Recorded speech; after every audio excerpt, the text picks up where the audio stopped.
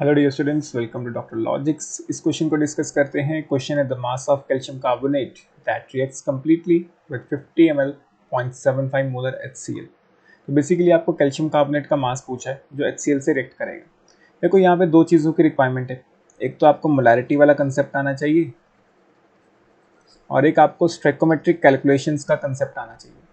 तो जिस बच्चे ने मेरे साथ अभी तक स्टोइकोमेट्रिक कैलकुलेशन वाला टॉपिक डिस्कस नहीं किया है उसको क्वेश्चन समझने में थोड़ी सी दिक्कत हो सकती है। ठीक है, तो देखो पहले तो स्टोइकोमेट्रिक कैलकुलेशंस अप्लाई करनी है तो हमें रिएक्शन बनानी होगी and we know every metal carbonate on reaction with acid gives salt, water and carbon dioxide. ठीक है, तो इसे बैलेंस करो। सबसे पहले ये ऑलरेडी बैलेंस्ड इक्वेशन है? नहीं, ये बैलेंस्ड इक्वेशन नहीं है। अब देखो ध्यान से, क्या ये बैलेंस हो चुकी है? बिल्कुल, अब ये बैलेंस्ड इक्वेशन है। ठीक है, तो मैंने आपको क्या बताया था कि जो भी आपको गिवन डाटा है सबसे पहले उसको मोल्स में कन्वर्ट कर दो स्टोइकोमेट्री लगाने से पहले। तो आपके पास गिवन डाटा क्या है? 50 ml 0.75 मोलर। बिल्कुल सही, तो मैं इसके मोल्स निकाल सकता हूँ। मोल्स कैसे निकलेंगे? मोलैरिटी इनटू वॉल्यूम इन लीटर्स।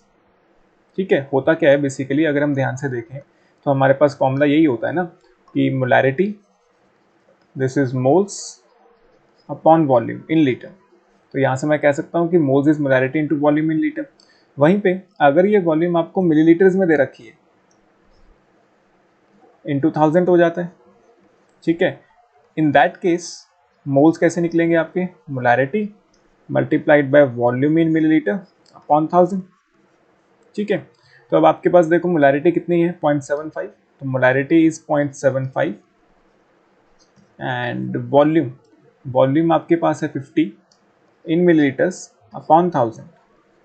ठीक है, तो जब आप इसको सॉल्व करोगे आएगा 0.75 इंटू 50 37.5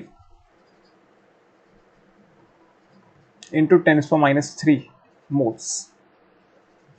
ठीक है, अब स्टोइकोमेट्री अप्लाई करते हैं। मैं डायरेक्ट कैलकुलेशंस करूंगा। देखो अगर इसका 1 मोल होता तो HCl के 2 मोल लगते। बेसिकली जो भी कैल्शियम कार्बोनेट के मोल्स होंगे एंड जो HCl के मोल्स होंगे उनका रेशियो कितना रहेगा? 1:2। ठीक है, तो मुझे क्या निकालना है? कैल्शियम कार्बोनेट के मोल्स। गिवन क्या है? HCl के मोल्स। जो निकालना होता है उसे ऊपर रखते हैं एंड जो गिवन होता है उसको नीचे रखते हैं।